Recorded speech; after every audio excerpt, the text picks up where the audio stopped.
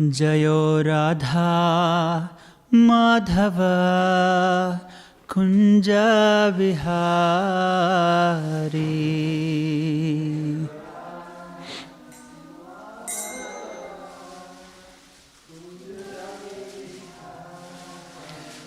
Jaya Radha Madhava Kunja Bihari.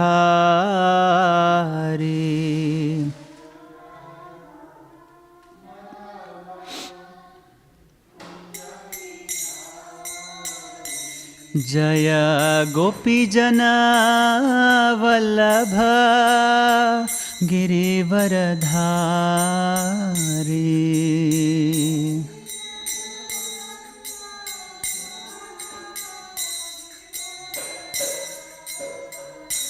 Jayo Radha Madhava Kunja Vihari.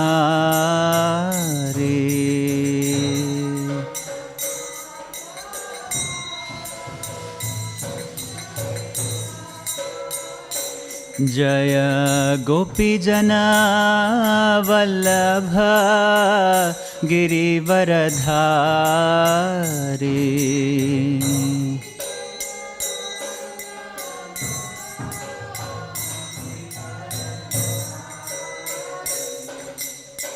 Yashodanandana Brajajana Ranjana.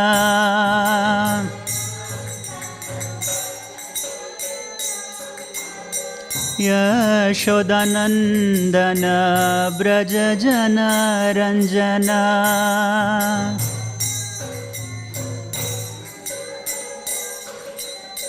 Yamuna Tira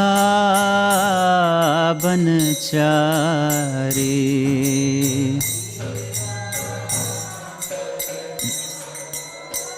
Yamuna Tira Banachari.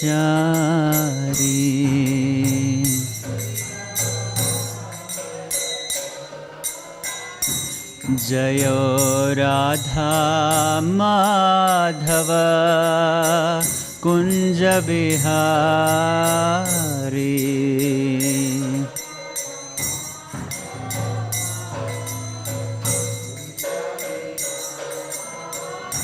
Jaya Gopijana Vallabha Girivaradhari.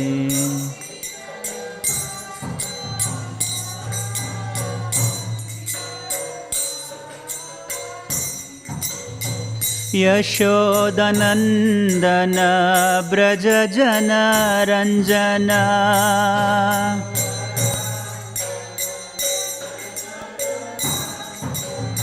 Yashodanandana Brajajana Ranjana.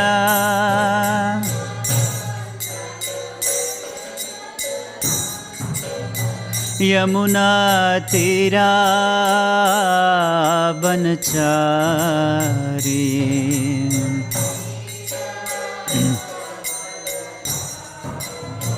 Yamuna Tira Banachari.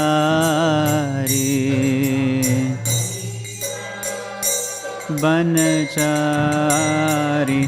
Jayo Radha Madhava Kunja Vihari.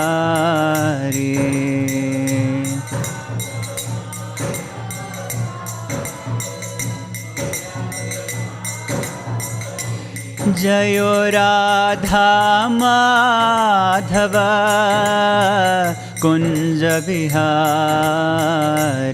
Jayo Radha Madhava Kunja Bihari.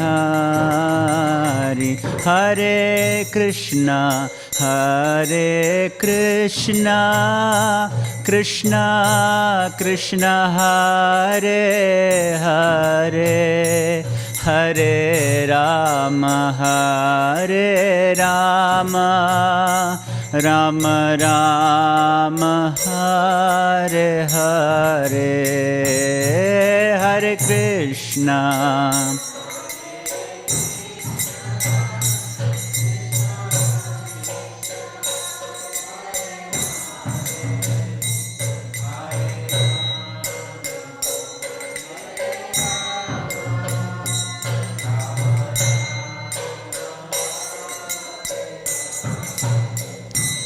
Hare Krishna, Krishna Krishna Hare Hare, Hare Rama, Rama Rama, Hare Hare, Hare Krishna.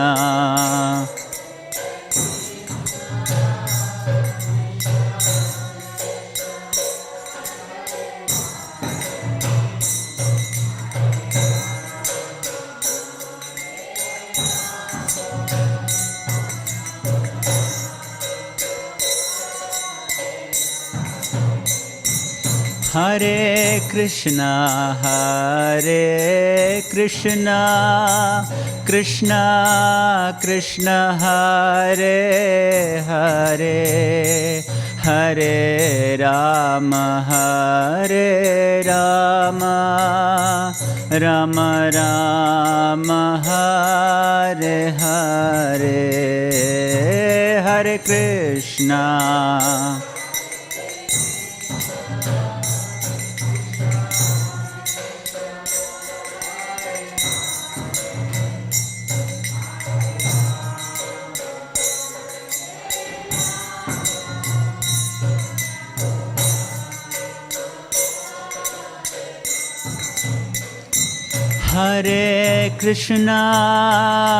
Hare Krishna, Krishna Krishna, Hare Hare, Hare Rama, Rama Rama, Hare Hare, Hare Krishna.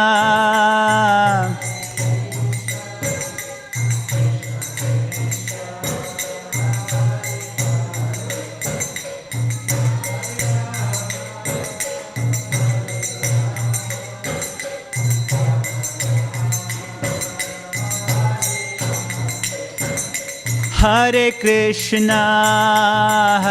Krishna, Krishna Krishna, Hare Hare, Hare Rama, Rama Rama, Hare Hare, Hare Krishna, Hare Krishna.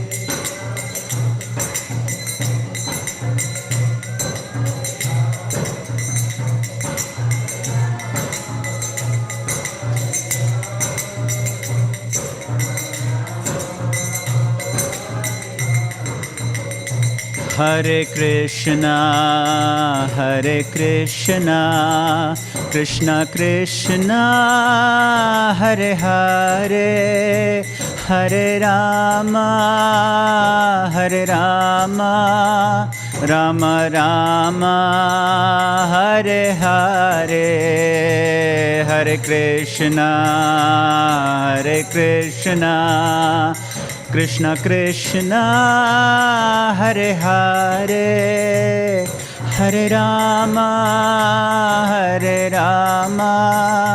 Rama Rama, Hare Hare, Hare Krishna, Krishna Krishna, Hare Hare, Hare Rama, Rama Rama, Hare Hare, Hare Krishna.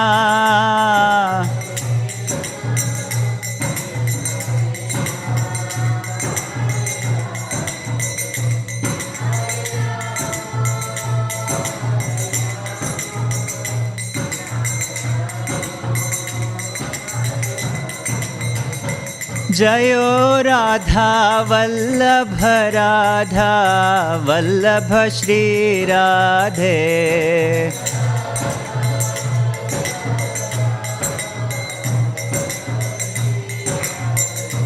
जयो जगन्नाथ बलदेवा, जयो Subhadra.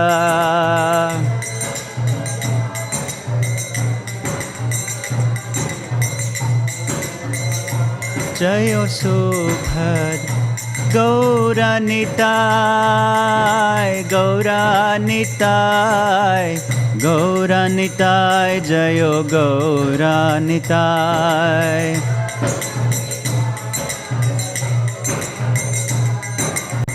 Gauranitai, Jayo Gauranitai. Jayo Prabhupada, Prabhupada, Prabhupada, Srila Prabhupada.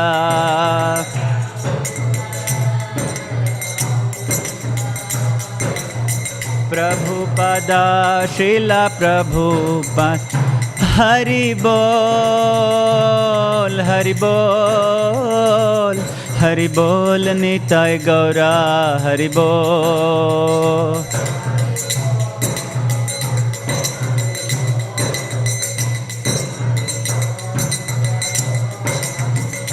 Nitai Gaura, Hari Bol, Hari Bol, Hari Bol, Nitai Gaura, Hari Bol, Nitai Gaura, Hari Bol, Hari Bol, Hari Bol, Nitai Gaura, Hari Bol.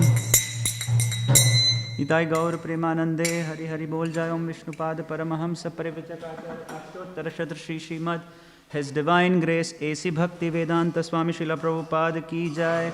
ISKCON BBT Samsthapakacharya Srila Prabhupada Ki Jai. Grantaraj Śrīmad Bhāgavatam Ki Jai. Ananta Koti Vaishnava Vrinda Ki Jai. Nitai Gaur Premanande, Hari Hari. All glories to the assembled devotees. All glories to the assembled devotees. All glories to the assembled devotees. All glories to Shri Shri Guru and Gauranga. All glories to His Divine Grace, Srila Prabhupada Ki Jai. Nama Om Vishnupadaya Krishna Preshthaya Bhutale Shrimate Bhaktivedanta Swaminiti Namini Namaste Saraswate Deve Gauravani Pracharini Nirvishesha Shunyavadi Paschatya Deshatarini.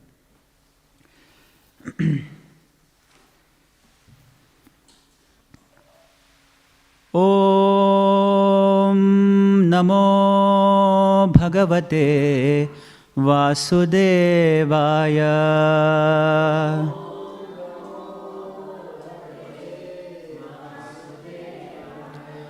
Om Namo Bhagavate Vasudevaya.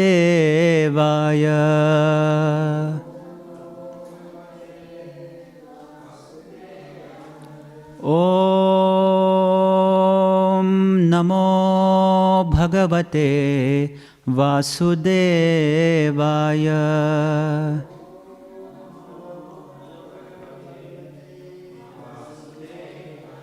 Narayanam namaskritya naram chaiva narottamam devim saraswatim vyasam tato jayamudhirayet. Nashta prayeshu abhadreshu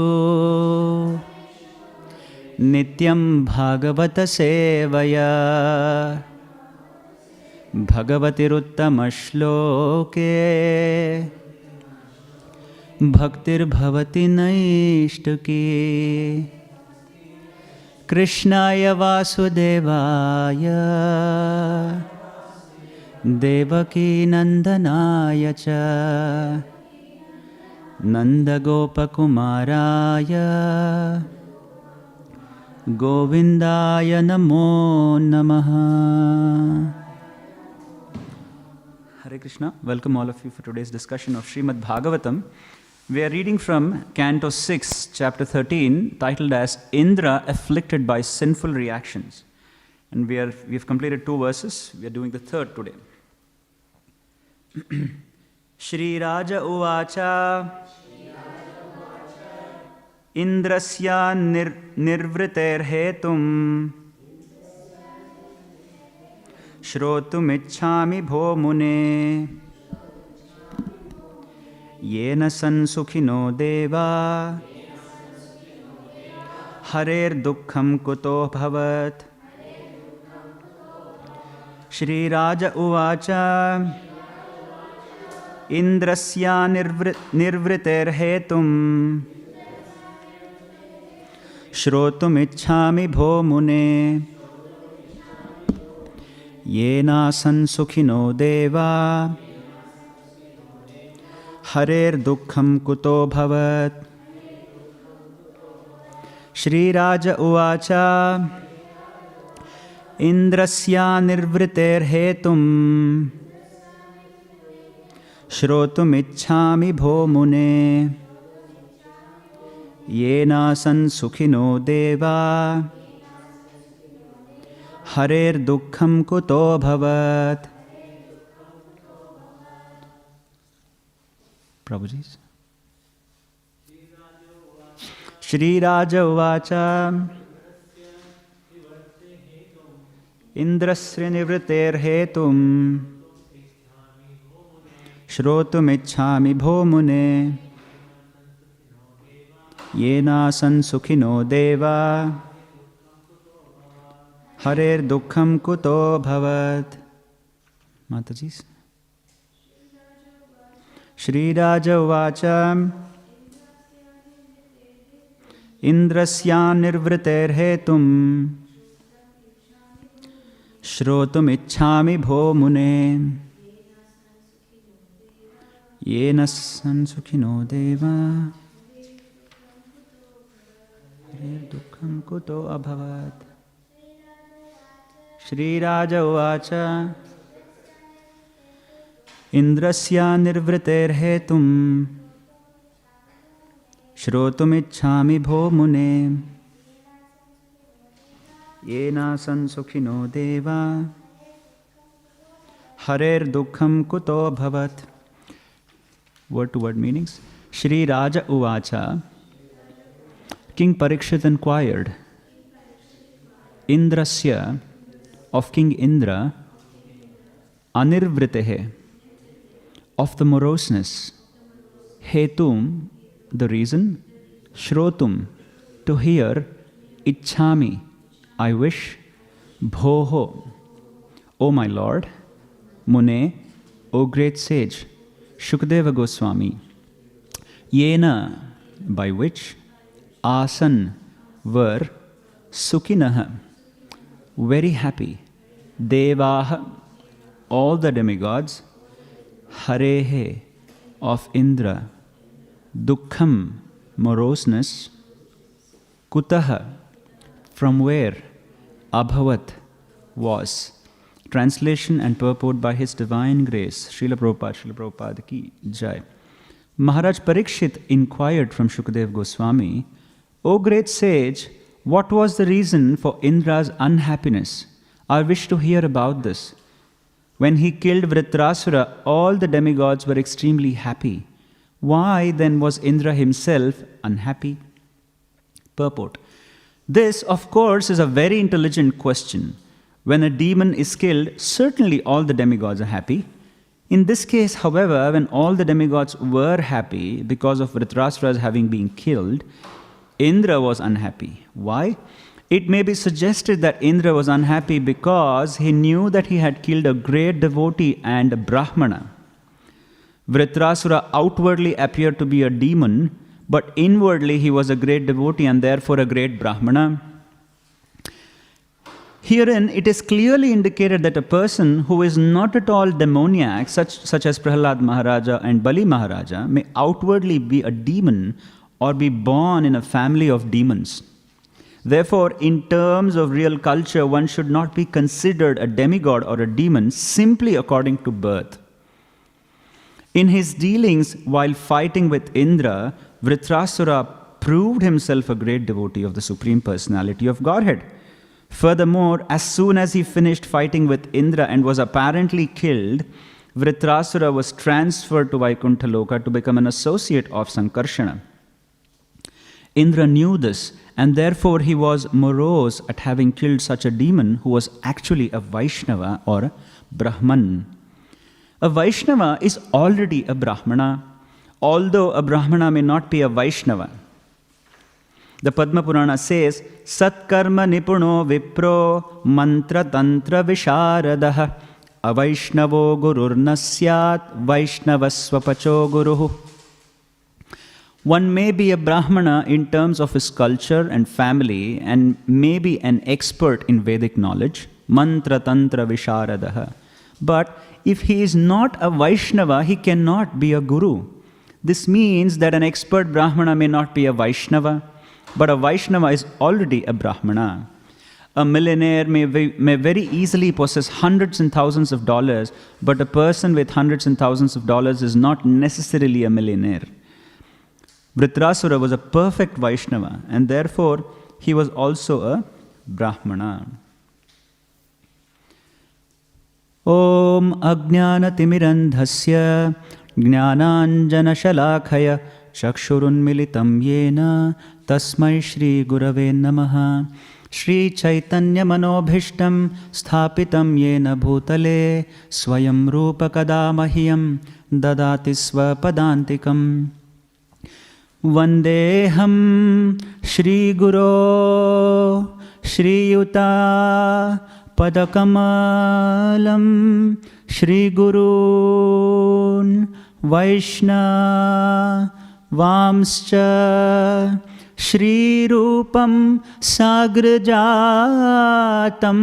Sahagana Raghunathanvitam Tam Sajivam Sadvaitam Savadhutam Parijana Sahitam Krishna Chaitanya Devam Shri Radha Krishna Padan Sahagana Lalita Shri Vishakham Vitamscha He Krishna Karuna Sindho Dinabandho Jagatpate Gopesha Gopika Kanta Radha Kanta Namostute Tapta Kanchana Gaurangi Radhe Vrindavaneshwari Rishabhanu Sute Devi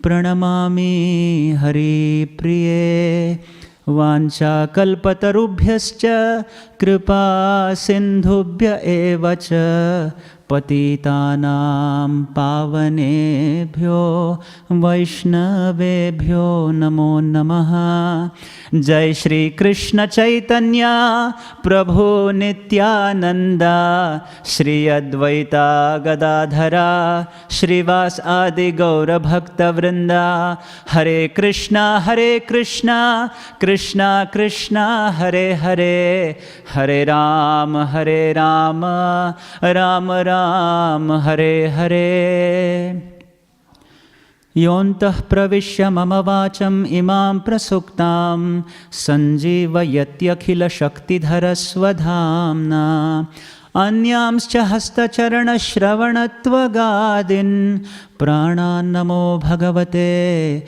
purushaya tubhyam yam pravrajantam anupetam anupeta krityam dvaipayana viraha katara ajuhava Putreti tanmayataya tarabobhinedu stham sarvabhuta hridayam munimanatosmi. Hare Krishna, welcome all of you again. So, in this section of Śrīmad Bhāgavatam, we have seen the glorious death of Sri Virtasura, who was killed by Indra in the last chapter. And now he is repenting for the deed he's done. And he's afflicted by sinful reaction. Although the chapter is titled as Sinful Reaction, it is also an offense against a Vaishnava, an aparadh. So papa and aparadh are two different aspects. In this verse, three very important points are coming out, as Prabhupada writes in the purport. Parikshit Maharaj is inquiring from Shukadeva Goswami. Although the Devatas desired it, and Indradev also wanted to kill Vritrasura, and we know that the Devatas are happy. Yenasan sukhino deva, harer dukkham kuto abhavat. Although the Devatas are happy, why is that Indradev is morose? This is a question that Parikshit Maharaj has asked in this verse. And Prabhupada brings a parallel between a Vaishnava and a Brahmana. Generally, when a demon is killed, you see in Bhagavatam that the Devatas rejoice and they offer prayers to the Lord, which is happening the same for the Devatas, but Indradev is very morose. And why is that? Because he knows that he's committed a very big offense by killing another Brahmana. First of all, he's killed a spiritual master, his guru, the priest. And now, he's insulted his guru, Bhrigu. Then he's killed the spiritual master by chopping off the 3 heads. Now he's killed another Vaishnava. So imagine the situation of Indradev. It seems as if he is afflicted by inauspiciousness all around him. And then Virtasura has been delivered. So the 3 aspects which come here in the purport of Prabhupada is, Prabhupada draws a parallel between a Brahmana and a Vaishnava. Although in the Western society this is not very prominent, it's not observable. But if you go to the traditional Indian society, you will see this even rampant even today. The concept of a Brahmana, the material concept of a Brahmana, and a spiritual concept, and a Vedic concept of a Brahmana are 2 different aspects. And then the second thing that is very apparent is dangers. What are the dangers of being offensive towards a Vaishnava? What is the danger of doing that? And the third one is, as a lesson, what is that we could learn from this is to how to foster deeper relationships with Vaishnavas and how not to commit the same mistake that Indradev commits many times. And today also is a very auspicious day and a very, very great day that we all ISKCONites rejoice, because today was the day when ISKCON was incorporated on the 13th of July 1966. So Prabhupada signed the Society of Krishna Consciousness, ISKCON, came into being. This was, if you read Lilamrita, Breaking Ground. Breaking Ground is a chapter name where Prabhupada creates his society for all of us. So generally, let us delve into the first aspect, Brahmana and a Vaishnava. What are these 2 terminologies? Generally, if you're exposed to the Indian society, especially if you're exposed to a so-called Brahmanical society, you will see time and again the Brahmanas take a claim that whoever is by birth a Brahmana, if I'm born to a Brahmana father, I'm a Brahmana. You will see Prabhupada always mention that in Calcutta, you'll see a rickshaw driver, the person who actually cycles a rickshaw. So he will have a thread, a sacred thread, which we call it as Janev, or we will call it as, what is that another word? Keep forgetting. Yagnopavita. It is called Yagnopavita. So he'll be wearing a Yagnopavita, and when you sit on the rickshaw, he will say, I am also Uchchakoti Brahmana. I am a Vishwamitra Gotra, or I am a Atreya Gotra. He'll be saying, I'm a Brahmana of top class. But he'll be riding a cycle rickshaw. And he'll be earning money as a coolie. A Brahmana is not a coolie. A Brahmana has his own characteristics and nature, which we will see. And generally, the argument that these Brahmanas put is based on a verse in the Shastras, says, Yagna Siddhyartham Anaghan Brahmanan Mukhot Shrijat Brahmanyam Brahmanenaivam Utpanno Brahmanasmritaha. There is a verse in Harismriti which says, from the mouth of the Lord, from the mouth of Brahmadev, emanated Brahmanas. Therefore, the child born to a Brahmana in the womb of a Brahmana's wife is known to be a Brahmana. Although this is true, that if someone is born to a Brahmana, he is naturally a Brahmana. It is true, it is not false. But the Acharyas also say, what is the guarantee that you have an unbroken lineage from Lord Brahma? That you and your wife are both Brahmana and Brahmani, or there's no word called Brahmani, but Brahmana's wife, and you have not committed intercaste marriages. You have been preserving that original genealogical lineage all the way from Brahmaji. That's why if you go to the 4th canto, it begins from genealogical tree. Genealogy is very important because there are always 3 aspects that imposes a swabhava on the jiva, a nature of the soul. The nature of the soul always has 3 influences. What are they? How can a nature of a soul be influenced by? there are three aspects that every nature of every living entity in this material world gets influenced by. One is his original intrinsic nature, which is spiritual nature. What's the second one? What's the second aspect which influences a jiva's nature? His association, his external association, the society he keeps under, the external circumstances. And what's the third? His birth. His birth also gives him a certain proclivity. He'll get a particular type of a body. He has a particular type of a demeanor based on his genes that he's got from his parents. And all of these three together contribute his character or his nature. So his birth, his external circumstances, and his internal character. But most of the time his internal character is subdued because of the other two, which is external, which is his body, which is his genes, and which is his external circumstance through which he's programmed. So generally a Brahmana thinks if somebody is born to a Brahmana mother and a father, he's a Brahmana. Which is true, but the problem is Krishna doesn't agree with this. Krishna says a Brahmana can be identified by what he does and what his nature is, what his demeanor is. Shamo damo tapas saucham kshantir arjavam evacha jnanam vijnanam asthikyam brahma karma svabhavajam. A general swabhava, swabhava means his own intrinsic nature or character of a Brahmana is Shama, Dama, Tapa, Saucham. This is the top four qualities of a Brahmana. What is Shama? Shama. Dama? What is Dama? Dama means following the rules. Tapa, Saucham. Tapa means austerities. Saucham means cleanliness. Cleanliness externally and internally. Kshantirarjavamevacha jnanam vijnanam astikyam brahma karma svabhavajam. Krishna says these are the traits of a Brahmana. So unless a jiva demonstrates these traits, he cannot be called as a Brahmana. He may be Brahmana externally. He may be wearing a sacred thread. He may be wearing urdhva pundra. He may be doing a lot of ritualistic activities as preached in the Vedas, as propounded in the Vedas, but he may not intrinsically by his nature be a Brahmana. That's what Krishna says. And then in the Mahabharata, in the Anusashana Parva, again, scriptures speak about the qualities of Brahmana in many places, but Mahabharata is also very critical because Mahabharata is a culmination of the entire Vedas. In that, it is said, Na yonir napo samskaro, na shrutam, na cha shantaihi, karanani dvijatvasya vrittam evatu karanam. Vrittam evatu karanam.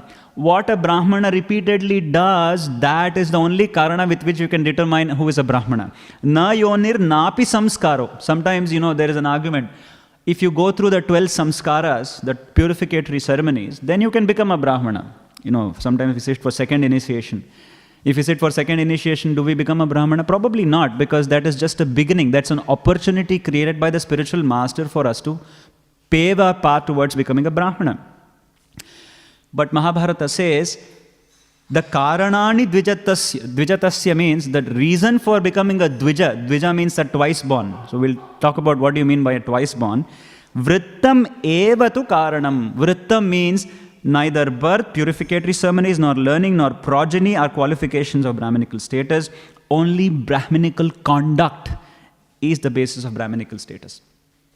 There's a beautiful arrangement in the Vedic living that if a parent has a child, a boy child, when he turns around 8 or 9 years old, he is subjected to a purificatory ceremony called as Upanayana Samskaram, where actually he is handed over to the hands of a spiritual master.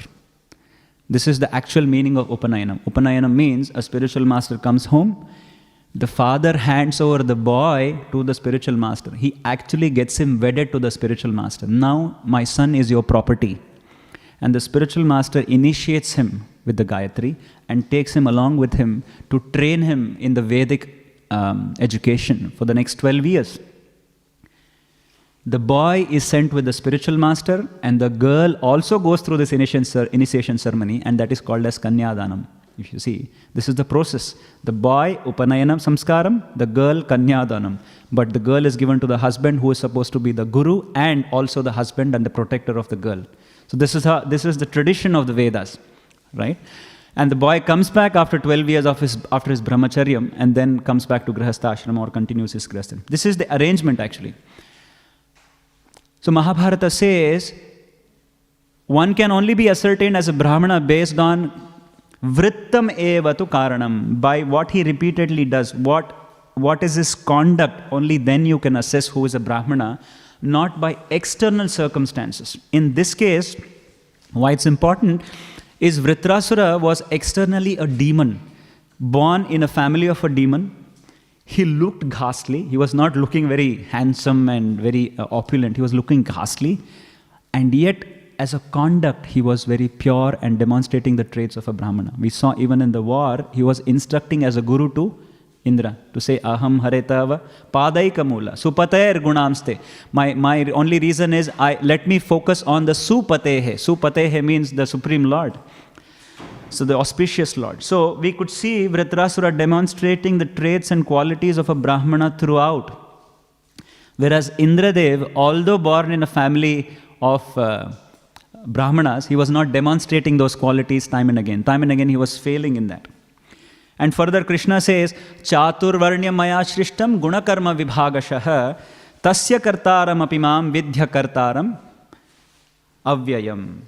So according to the three modes, I have classified the society. So Brahmana, Vaishya, Kshatriya and Shudra, these are the psychological divisions of a society based on their psychology. That is how Krishna has classified them.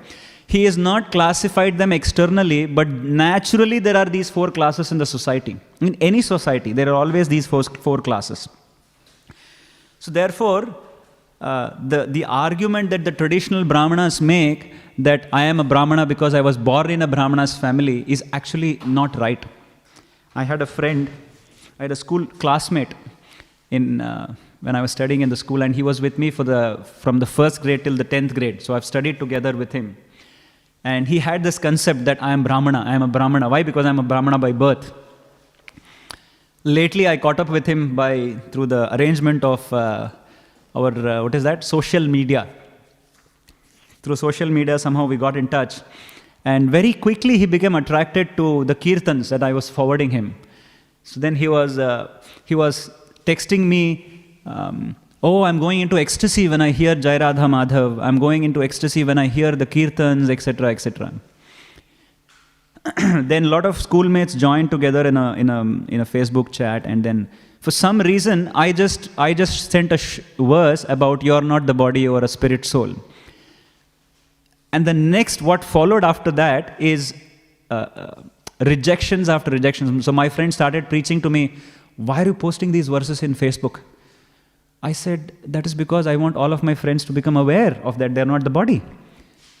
No, you should not be disturbing their consciousness. You should take it easy. That is why you have to understand, you have to leave this job to the Brahmanas. So he was bringing that point to tell me that I am not a Brahmana, he is a Brahmana.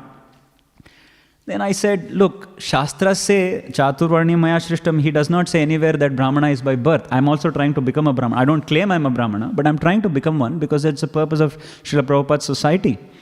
He said, that's all false. Scripture says, whoever is by birth a Brahmana is a Brahmana. Nobody else can be a Brahmana. So the argument went on, so much so I was very humble to say, I respect you that you are a Brahmana, of course, because from the family I come from, I don't come from a Brahminical background. But of course, he was one. He was pious. He had those clean habits. He was intelligent and all of that. But the problem is, he was proud that he was a Brahmana. That's another drawback. He was proud that he was a Brahmana. Then he warned me. He said, if you continue to tell me that I am a Brahmana can be, even despite you don't have a birth, you can become a Brahmana, I'm warning you, he said. I said, what is he going to do? Is he going to curse me or what? He said, I'm going to, what is that? In Facebook, you can unfriend. I'm going to unfriend you. I said, okay. I said, I don't know what that is. And I don't use Facebook that much. I said, I don't know what that is. You please go ahead. But I'm not annoying you. All I'm saying is the truth. So I want you to also become aware of the fact that Brahmana means, if we see, if we see the most of the Brahmanas worship whom? When you get Brahmanical Diksha, what is the mantra you get? Huh? You get Gayatri. Who is the propounder of Gayatri in the way according to the Vedas? The Brahma Gayatri that we chant, propounder is Vishwamitra Muni. Vishwamitra Muni himself was not a Brahmana by birth. He was a Kshatriya by birth, and then he becomes the Maharishi. You see? So I was telling him all of these facts. See, you can't deny the fact. Then he became so angry, immediately he unfriended me. So I said, okay, fine. So this is the nature of Brahmanas nowadays. And I had another friend. He hated to be a Brahmana. He hated the scriptures. Why? Because he had seen in his village, if the Brahmanas come out of the river, and if there is a sweeper on the street, the Brahmanas used to stand away from this, and they want to avoid even his shadow. Say, chalo, chalo, niklo yahan se. Get going, don't disturb the road, let me pass. So he had seen untouchability prominent even, I'm talking of probably 1996, 97. It was still prominent in some remote corners of the society. Because of which he had become an atheist. And he was a Brahmana and he had become an atheist. He said, go to hell with all of these principles, who doesn't respect humans that much. So you will see all of these experiences in India. And in fact, major religions that propped up in India, for example, Buddhism, or for that argument's sake, you will see Veerashaiva community. All of these communities have come because they rejected the absurd practices of the so-called Brahmanas in the Vedic society. There were a lot of people who rejected Hinduism and then they started some of their own practices, you see. But the tenets were still there. The tenets of vegetarianism, the tenets of respecting the cows were still there, but new religions were formed out of the Vedic practices.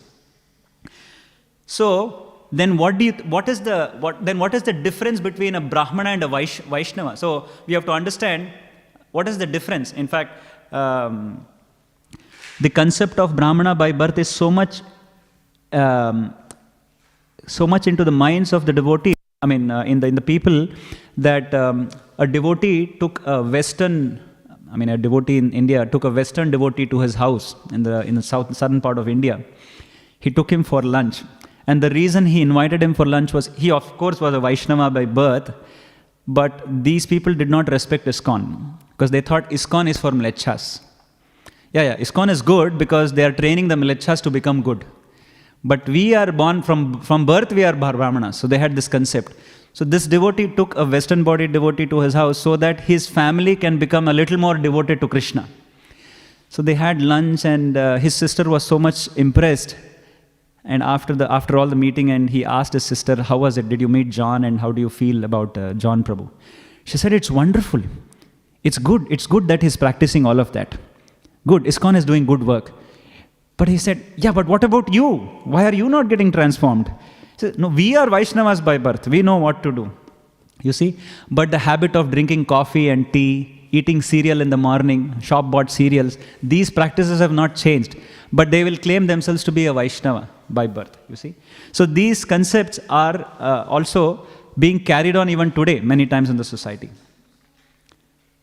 So the Shastra says, Krishna also says, who is then a Vaishnava, and what is the difference between a Vaishnava and a Brahmana? Krishna says, Name bhaktas chaturvedi mad bhaktas svapacham priyah tasmai deyam tato grahyam sacha pujyo yatah hayam. Krishna says, a Brahmana who is a Chaturvedi, the 4 Vedas, if he is not a devotee of the Lord, if he is not my devotee, then he is of no use. But a devotee who comes from a dog-eater's family, he is very pure for me. He is very dear to me. Although he is born in a family of outcasts, he is worshipable as I am. Sa cha pujyo yatha hayam, Krishna says. Na shudro bhagavadas bhaktas, bhagavad bhaktas, tetu bhagavatamataha, sarva varneshu te shudra, yena bhakta janardane.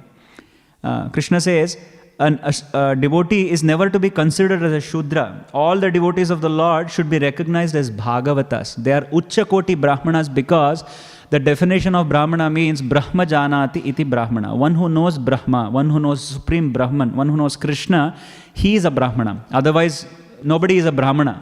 One cannot be just a Brahmana by birth if he claims himself to be one. So like that, Prabhupada makes it a point here in the purport that Virtasura was a Uchchakoti Brahmana. And he was a Vaishnava. So therefore, in one sense, they are synonymous. The word Brahmana and Vaishnava is synonymous. But Vaishnava, in a general parlance, always take a higher meaning because one who is dedicated to Vishnu is a Vaishnava. And what are the beautiful traits of a Vaishnava? Vaishnava is always thinking of delivering others. Prabhupada, when he stepped into Boston, when did he step into Boston? What was the year? It was in 1965, September 17th, Prabhupada stepped into Boston. When he stepped into Boston, he prays, I have come here, Markine Bhagavata Dharme, teaching Krishna consciousness in America. All he said was, he prayed that I wish you may deliver all of these people who are immersed in the darkness of material nations. This is what his prayer was. A Vaishnava is always praying for others. He's always praying for others. And this is the quality that Prabhupada demonstrated. But we have to understand, now after we understand the difference between a Vaishnava and a Brahmana, and a Vaishnava is one who is always thinking of doing good to others. Doing good to others means bringing people to the lotus feet of the Supreme Lord. That is what good means. Good means God is good. Brahmana means, general parlance, Brahmana means one who does Vedic rituals. But a Vaishnava does not reject the Vedic rituals, but at the same time deliver people to the lotus feet of the Lord. But when we are in a Vaishnava society, so ISKCON was created by Srila Prabhupada for us to take us all of us to the lotus feet of Krishna. But when we are in the society, what is the most important factor is, how do we save ourselves from committing offenses, the dangers of committing offenses to devotees. Right now what has happened, Indra Dev was inspired by his praja, by his followers, that go ahead and kill Virtasura, go and kill Virtasura, and therefore by killing him, because he is a Vaishnava, you can overcome the sins by doing some yagna. This is what they had pushed him for. And Indradev, as if carried away by their desires, committed this heinous sin or a crime by killing Vaishnava. Because of that, he has to suffer now. He has to suffer. This whole chapter is about that. How he suffers the punishment of killing Virtasura. A lesson for us is, when we are practitioners of Krishna consciousness in ISKCON or elsewhere, we have to understand how important it is to foster deeper relationships with devotees. Many a times, when we practice Krishna consciousness, what is that one thing that imposes on devotees when we practice Krishna consciousness? What is that one thing that actually destroys the relationships?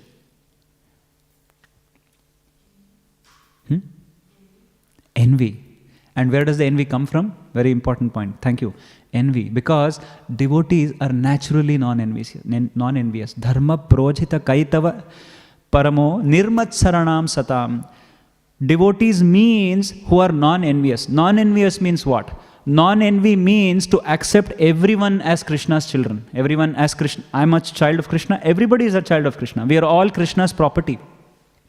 The moment I think when I comes there in the middle, that's when everything gets destroyed. And this is very subtle. Sometimes it's so subtle, it cannot be identified. Envy is so subtle, we cannot identify. Recently, we had a visitor, Devaki Mataji. She had published a book called False Ego. If you read that book, she says, I had a devotee who read the book, he said, not dancing in front of the Lord also is a sign of envy. It's a deep-rooted envy, not dancing in front of the Lord, because shyness, demonstrating of shyness sometimes actually is a sign of envy. Because you see, children are naturally, if you see little children, they don't mind becoming insulted. Because they might be insulted. Let's say they fall down. When they fall down, they will just dust themselves and they are back again. But an adult, if he falls down while he's dancing, he will become very aware. He will think, what will people think of me? You see, it is shyness, but actually it is envy. Because what will people think of me? So there are two concepts we have to understand. Reputation and character. Generally, as we grow up, what happens is because of the external influence, we will have this conception, what will others think of me? What will others think of my devotion? What will others perceive about myself? This is called reputation. And a devotee gets stuck in the concept of building reputation and forgets the most important thing, which is his character. What will Krishna think about me? What will Krishna think about my doing? How can I improve myself? How can I get closer to Krishna? How can I develop such loving relationship with everyone? How can I be so humble so that I can always be at the service? Dasa nu dasa, dasa nu daso bhavitosmi bhuya. Virtasura prays like this. I want to become the dasa nu dasa. He's trying to fight with Indra, but he says, I am your servant. You see, this is the mood of a devotee. In fact, a group of Madhva Brahmanas visited Jagannath Puri. Generally, if you go to Udupi and some Madhvas, they are, because I from my child, I'm very habituated to go to Raghavendra Swami and Mantralayam, which is amazing actually. Their philosophy, the practice of Vaishnavism is very amazing. But some sections in the society has a very conservative approach in terms of preaching. So they were in Jagannath Puri and they were about to be served prasadam. So they had all seated, and it is called pankti. It is all pankti. So when they sit for prasadam, prasadam is very important for them, and they don't accept prasadam by wearing stitched clothes, because prasadam is like deity worship. So they do not touch prasadam with stitched clothes. So they switch to their dhoti, kaupin, chadar, and then they accept prasadam. So they're all seated. And then the person who had organized prasadam from Jagannath Puri, he started serving prasadam. And interestingly, the person or devotee who was serving prasadam, he was wearing a trouser, a pant and a shirt. Then the Brahmanical society and the Vaishnavas started getting disturbed. Oh, he's serving prasadam with trousers and shirt? This is apacharam. We can't eat prasadam. We can't honor such prasadam. And the person, a devotee who was serving prasadam, he heard it. He understood it. Although he was from Orissa, he understood that these people don't want to have prasadam because I'm wearing a pant and a shirt. He immediately said, don't you know this is Jagannath prasadam? Do you think Jagannath prasadam can get muchi by my pant and shirt? This is prasadam. This can never get muchi.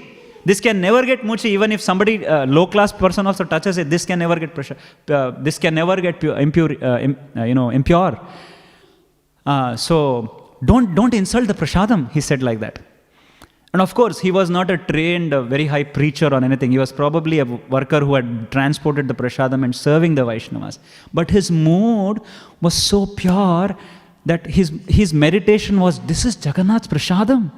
You see, they forgot that, but they were only observing the externalities of this person who was serving them prasadam.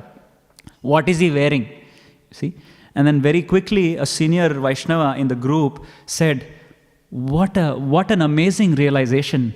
Please serve us. So he said, please serve us that Jagannath prasadam which is so pure, which can purify our consciousness. Please serve it quickly so that we can honor it. So he quickly said that, and very quickly, the people who were complaining, they all zipped their mouth and said, okay, let us now keep quiet and accept the prasadam.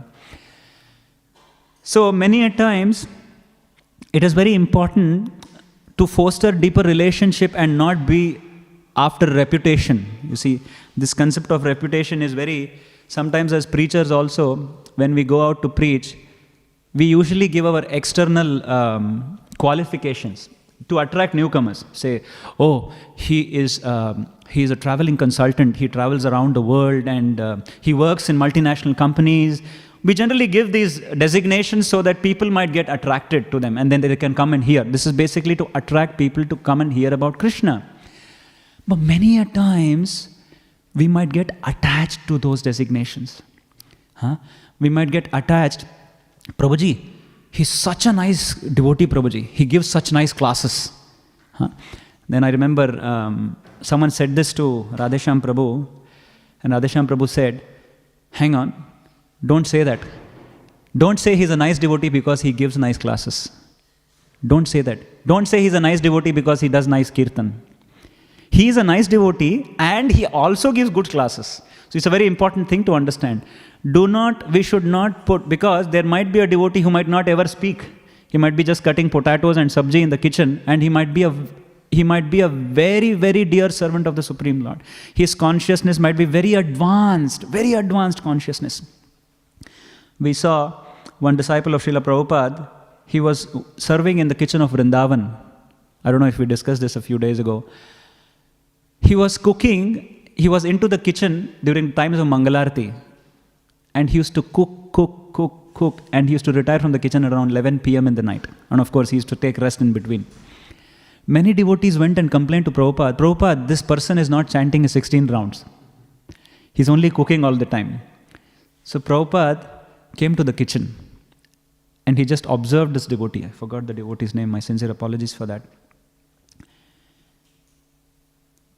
Prabhupada saw him cooking, and when he was cooking, he was chanting the names of the Lord all the time, singing Vaishnava bhajans, meditating on Krishna, and he was engrossed in that service of worshipping Krishna while he was cooking. Prabhupada observed him for the whole day, and he said, he doesn't have to chant. He's chanting all the time. He's chanting all the time. He's engrossed in Krishna's service. And Prabhupada observed his mood. And after that, when he became old, he couldn't do his service that much. And he ended up giving Charanamrit. He used to give Charanamrit. I don't know if you've seen him in Vrindavan. He used to give Charanamrit to devotees, sitting in a corner. He's never given classes. He's never done astounding kirtans. But yet his inner consciousness was so pure, just a moment's association of this devotee can purify us. You see? So therefore, as devotees also, we have to be careful not to run behind reputation, which is what Indra did. As a reputation of a king, he had to keep up his reputation. What happens? When we get attached to designations that I'm a good singer, I'm a good preacher, I'm a good kirtanier, you see?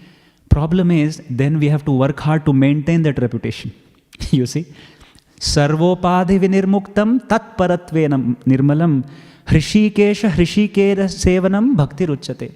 Upadhi, one should actually sarva upadhi vinirmuktam. One has to get over all sorts of upadhis. There is only one upadhi, jivera swarupa hoy krishnera dityadas. I'm only a servant of Krishna's devotees, dasa, dasa, dasa, anudasa.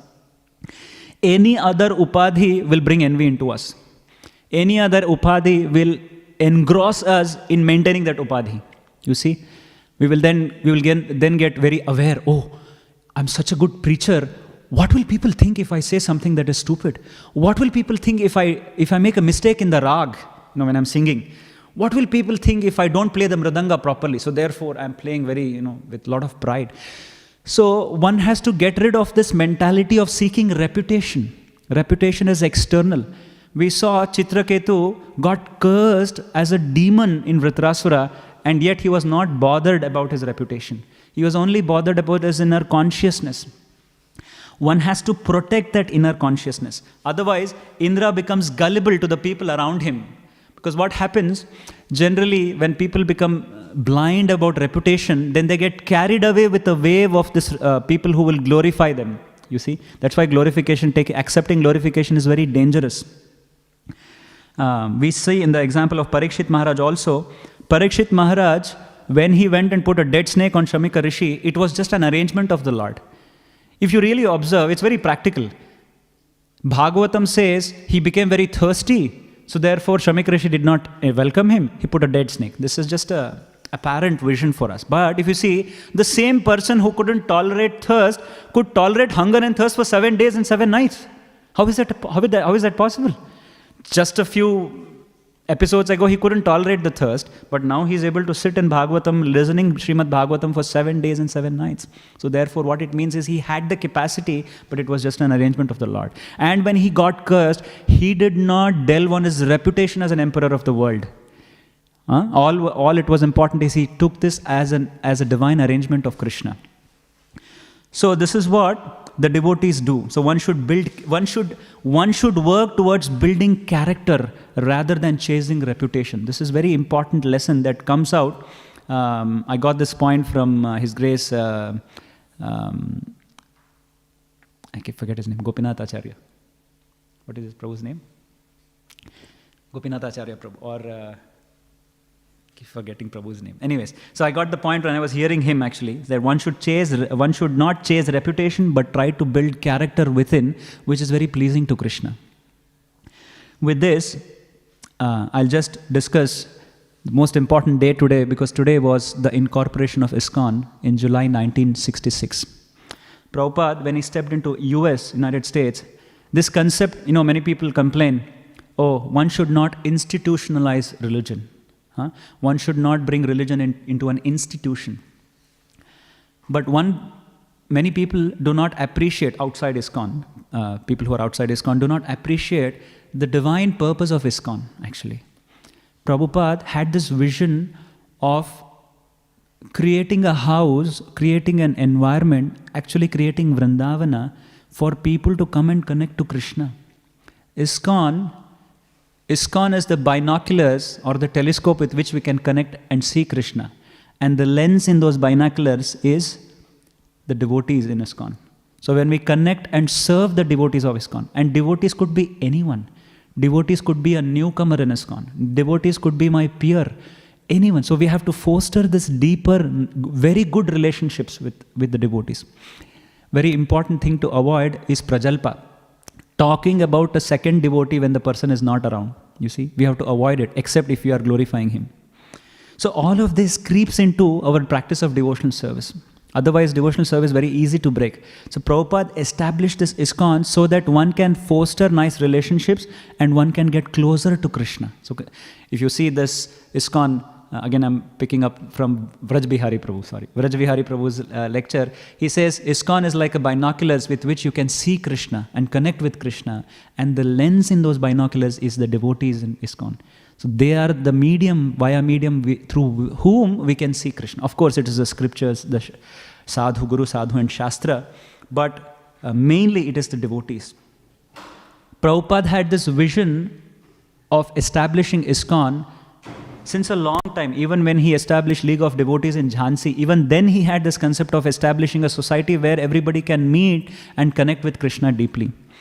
So in 1966, 13th of July, with the help of Raymond, who was the one who was instrumental in registering ISKCON in New York, as a society, we see Prabhupada's vision was so deep. Mukunda Maharaj, His Holiness Mukunda Maharaj was saying, when he signed the papers, Prabhupada was doing classes. He was doing weekly classes and he was cooking for them.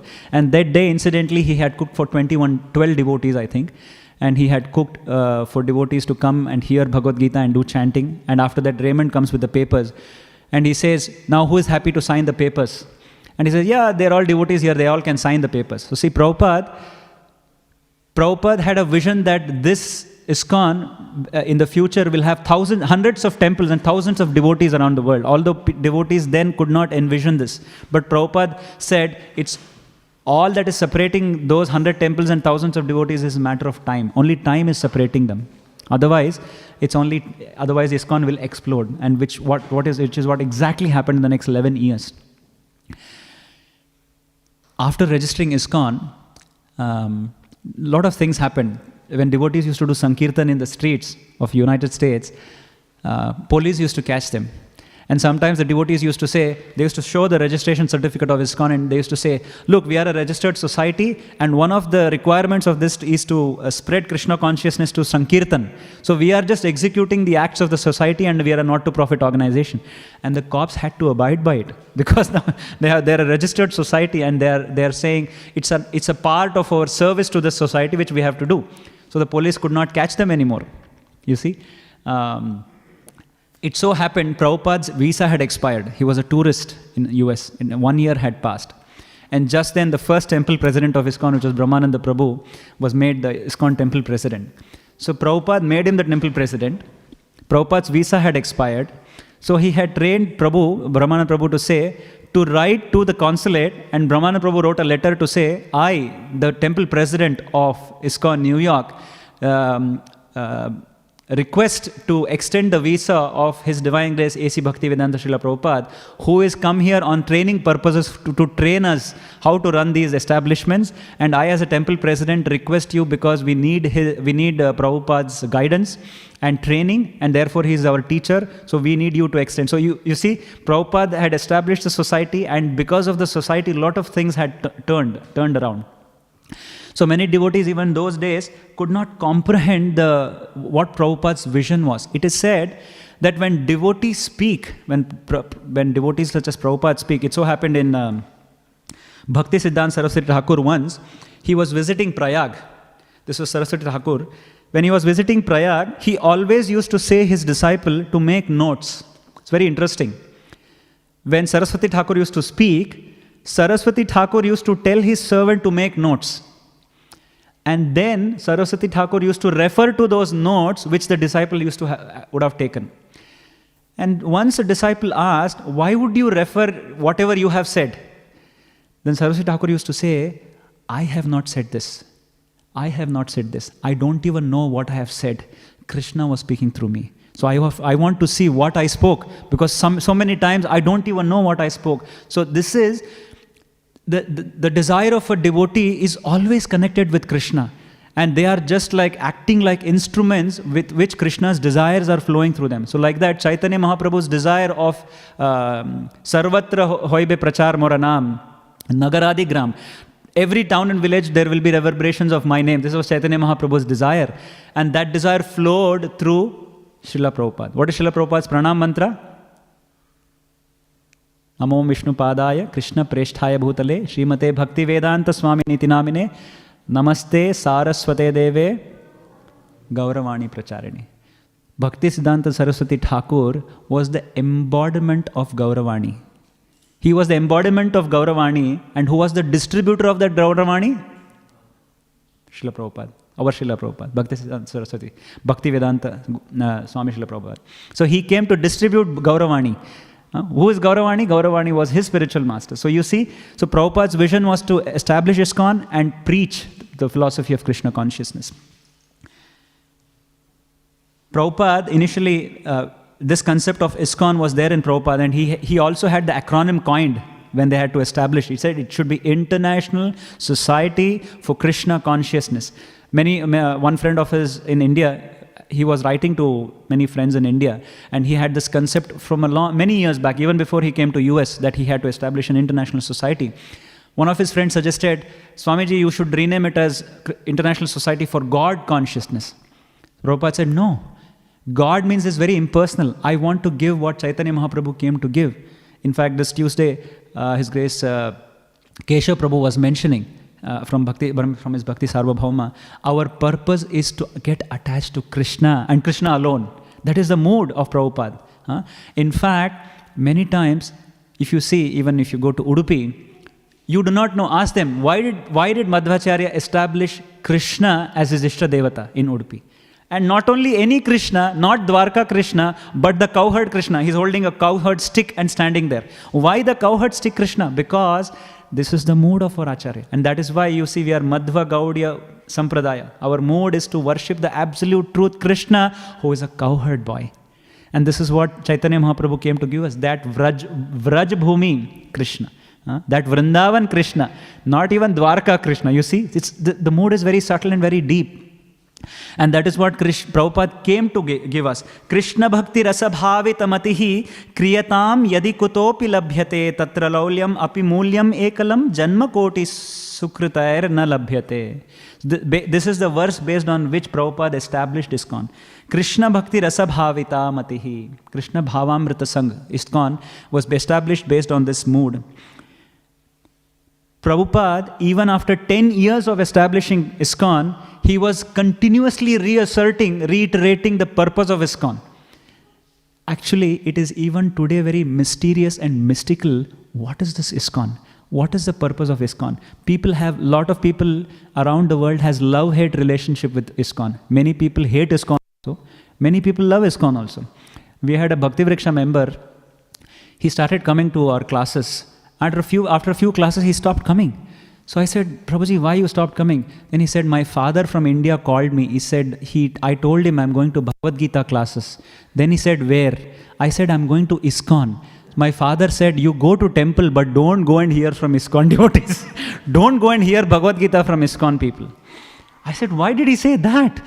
He said, because you are married, you should not go and hear ISKCON devotees, because they will make you leave your family. He said, who told you that? I have a family, I have a child, I go to job. Who told you that? That is preposterous. So he said, no, Prabhuji, I better, I like to watch cricket match, I like to go to movies, so I will not come to ISKCON now. When I go into Vanaprastha-ashrama, I will come and hear Bhagavad Gita. So he left. So people do not know the mysterious purpose of ISKCON. The only purpose of ISKCON, Prabhupada established 7 purposes of ISKCON, you see, when he registered ISKCON. And one of the first purposes, very interesting, I'll just read it out, to systematically propagate spiritual knowledge to society at large and to educate all peoples in the techniques of spiritual life in order to check the imbalance of values in life and to achieve real unity and peace in the world. Prabhupada's vision, look at the vision Prabhupada has. ISKCON is an institute, we all know, I can speak for myself, ISKCON is not it's not a religious institution. It is just not a spiritual institution. It is an institution which transforms hearts. As I said, Brahmana can be understood by vritta eva karanam, by his behavior. ISKCON instills and changes behaviors of people. I remember a decade ago, I used to do book table here on Saturday afternoons. And I used to see a lady walk up the stairs and come down, have prasadam and just walk out. One day I was trying to give some books to her. Of course, I was trying to give her Back to Godhead magazines, just free of cost. And one day I stopped her and she showed her hand like this to accept the book. Her whole hand was full of syringe marks. I was shocked to see that. I was thinking, what is that? And I was a bit hesitant. I gave the book and she said, I've had addiction problems, she said. And I could see her every day going up, sitting there very morose, eating, and then leave. She used to come, I used to come every Saturday to do that service, so I used to see her on Saturdays, of course, probably she was here every day. 6 months had passed. And when I came one Saturday, I could see her watering the gardens. She was watering the lawn. And she had a smile. I said, Hare Krishna, Mataji. She had a smile. She said, Hare Krishna. I could see the process was working. You see, people get transformed. How Prabhupada is making people happy, transforming hearts even today. So many decades has passed. So many centuries will pass. Prabhupada will continue to transform people's hearts. The two things. We will continue to transform hearts for people to accept Krishna consciousness.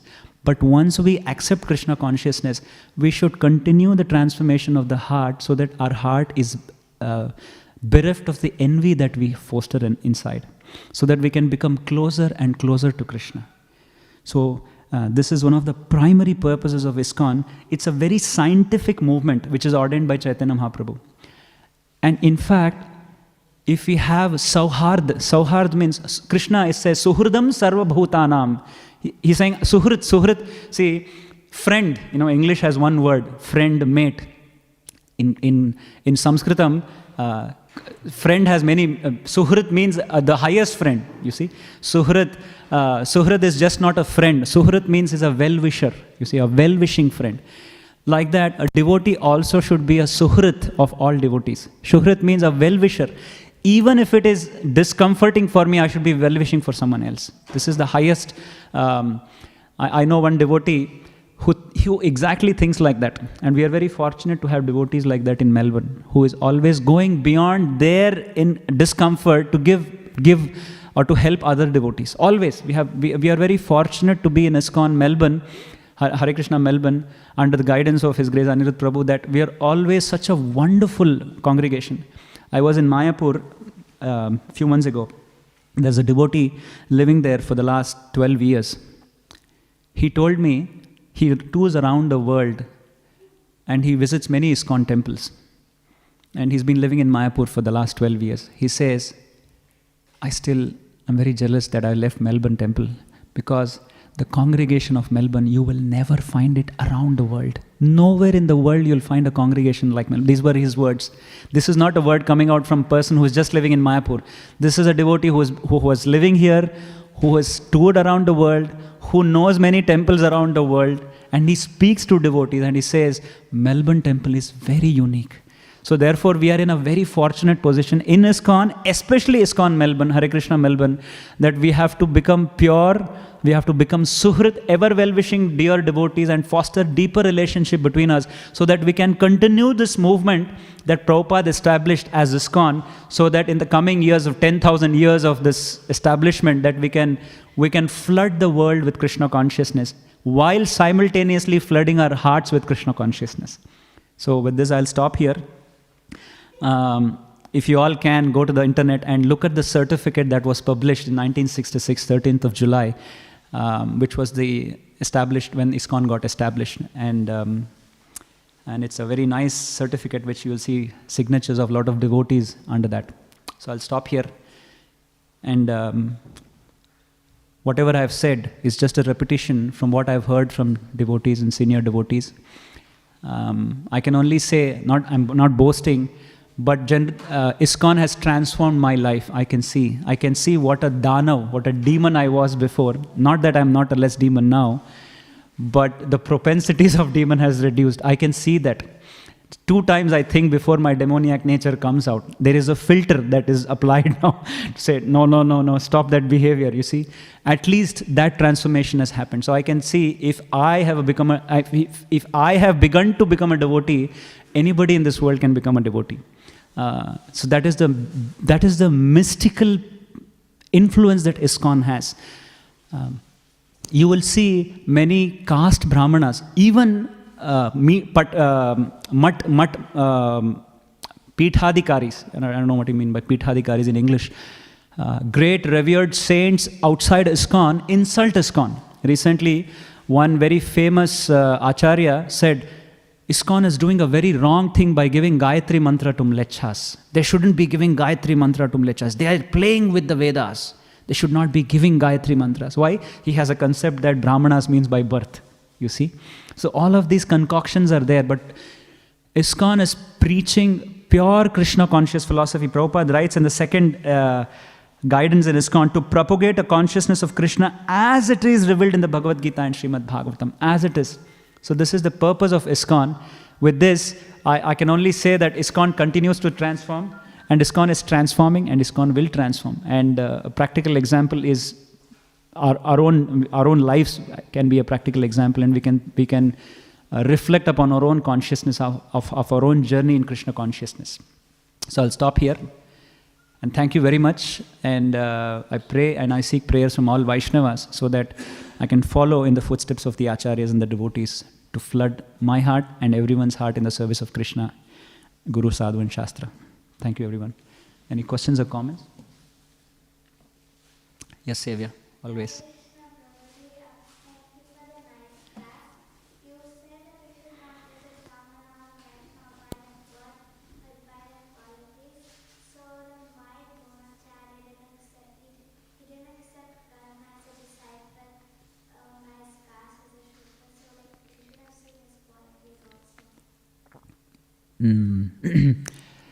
Good question. Why did Dronacharya not accept Karna as a disciple? He should have seen his nature. We have to go and ask Dronacharya now.